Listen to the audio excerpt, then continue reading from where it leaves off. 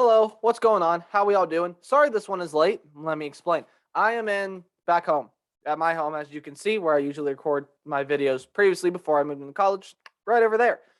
So I am back home. I was visiting family for the weekend and did not get a chance to record my reaction to this game last night. I was also out with dinner and a lot of other things. So I'll say this again in the review that's coming, but I'm actually heading back to my room in college this morning.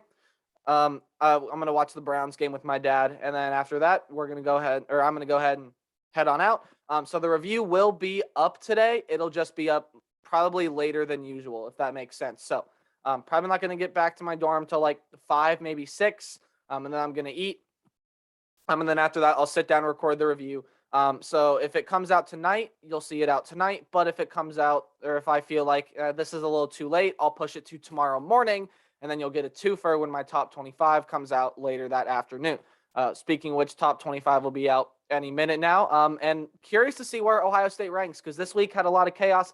And Ohio State, while they did sleepwalk for that first drive, I'll admit that first drive was frustrating. I was actually watching the game while we were eating.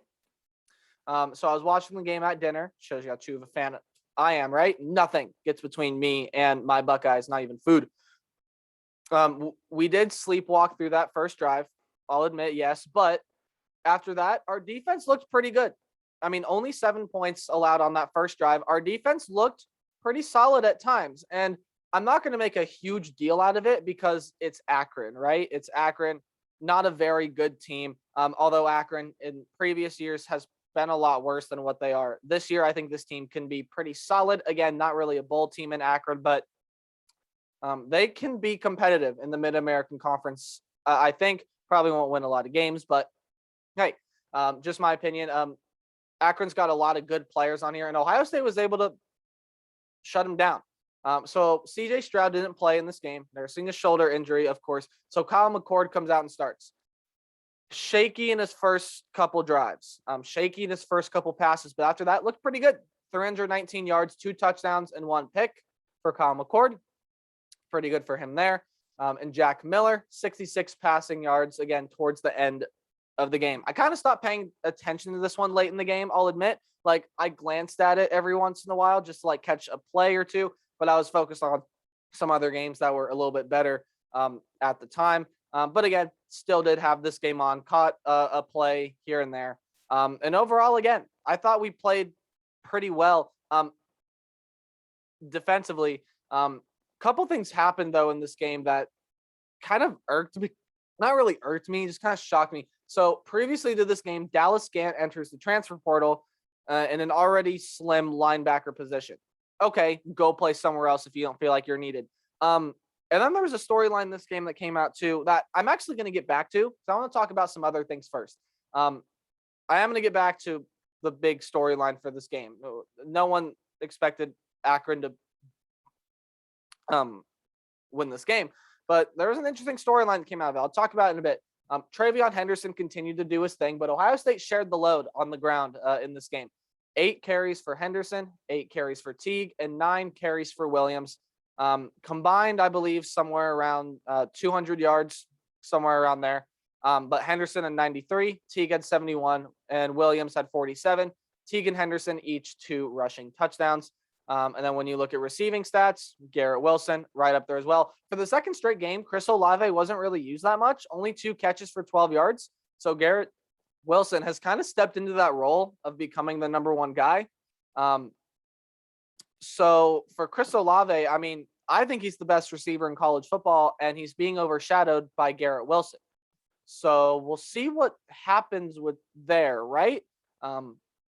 Hopefully it's nothing serious, right? Like, they need to get Olave more touches. That's the thing I'm concerned about with the offense is, again, it's Akron, so I'm not going to make a huge deal out of it. But then in the game against Tulsa, he didn't even have a catch. And this one, he had 2 for only 12 yards, which, yeah, spreading the load, whatever. We only threw 26 passes, 18 of them were caught. So again, I'm not going to make a big deal out of it, but I think we got to get the ball to Chris Olave more, really. We did rely on the run game a lot, though, in this one. And talking about our defense, I thought it played pretty well. We played a lot of people on defense today. Again, just throwing in the second and third stringers as soon as this game got out of hand. But there were some nice defensive plays in this game. And the only thing I could think while watching this was, where has this defense been all year? There were a couple picks thrown in this game by Irons. That's the quarterback for Akron. Sorry if you hear that. One of my dogs downstairs is barking. But 4 Irons threw 2 picks. One of them almost a pick 6. I believe intercepted. Oh, here we go. Intercepted by Cody Simon. Almost a pick 6, just kind of got tripped up. And then on Akron's next drive, it was a pick 6 returned by Ronnie Hickman. So I thought there were a lot of nice defensive plays in this game. I really did. I thought there were some great defensive plays here. Early in this game, also late in this game by the backup. So I'm feeling more confident than I was about our defense, but I'm still not there yet, right? I still want to see how we play in conference play, right? See how all of that stuff shakes out. Again, this review is not going to be too long because it's the Akron game. But we only allowed 229 total yards of offense this game. That's a lot better than in years or than in weeks prior. In the Minnesota game, we allowed 408. Oregon game, I think we allowed like 508, something around there. And then Tulsa, we allowed over 500 yards as well. And we cut that total in half in this game. Only allowed 229. I know it's Akron. You're making too big of a deal about it. But we saw improvement, right? That's improvement. 229 yards is a really good defensive effort because even a team like Akron, once you put in the second and third stringers, can get up to 300 yards of total offense. And our second, third stringers didn't even let that happen. So good job by our defense today. Held them to 7 points. Our offense playing well, played like Ohio State. I think this team is maturing. I think it's coming along. I think it's going really well right now. I know there are going to be fans that say otherwise, but I think this game is a good sign. Really. I do think it's a good sign that our defense is getting there, or at least should get there eventually. Our offense, I'm not even worried about it. The defensive side, again, lots of concerns coming into this game. The stat sheet here would tell you otherwise, but again, when you see who we're playing, it's Akron. So I'm not going to make too big of a deal out of it, but I do think our defense is getting there. It is improving. It's maturing. It's getting better. Now let's keep on the defense, and let's talk about this. Kayvon Pope. So this was weird with Kayvon Pope. So Kayvon Pope has quit the team. Another linebacker, as I just mentioned, Dallas Scant, early in this video, Dallas Scant entered the transfer portal. And then this game here. So Kayvon Pope had a heated exchange on the sideline. I believe was waved off by Taraja Mitchell. He was going to get on the field, going to sub, and then got waved off by Taraja Mitchell. He's like, nah, I got it. Coach wants me in, or something along those lines. And he got heated. He got really heated, threw a hissy fit and stormed off the field. Was talked to by coaches, personnel on the Ohio State sideline, and coaxed him back to the sideline. Didn't really work. Took off his gloves, threw them into the crowd, and then stormed back into the locker room. Proceeded to send out some tweets saying good luck to my teammates, and then another tweet that has since been deleted that said F Ohio State. Can't say the word because, well, I'm not monetized yet. But again,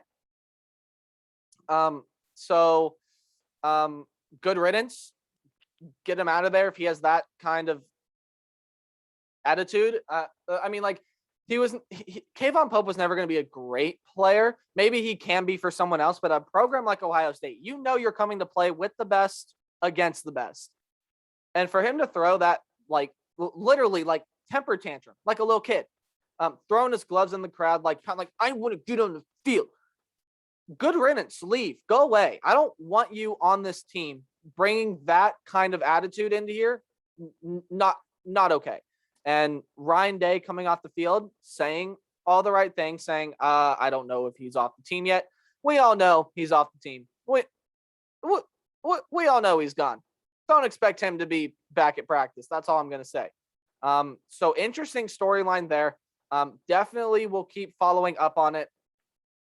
If something new comes out between when I'm recording this and the review that comes out later tonight, or tomorrow, again, just depends on when I get that recorded, right? So yeah. I do think this Ohio State defense is getting better. I know it's Akron, and people are going to say it's Akron. It's not that big of a deal. I think it is. I mean, to beat any team by 52 is pretty great. You have to be a good team to beat anyone by 52. But I mean, just furthermore, I think we played all right. Looking at some defensive stats here, 9 sacks in this game, 12 tackles for loss. Did get a pick 6, as I had mentioned previously. But yeah, I think this game is promising. I really do. I think this is a promising game, especially for our defense and for what we have behind CJ Stroud. It shows that it's not just CJ Stroud and everyone else. It's CJ Stroud, Kyle McCord, and a little bit of Jack Miller. I thought Jack Miller played good in this game as well when he got his chances. So yeah, again, we beat Akron as expected, improved to 3-1.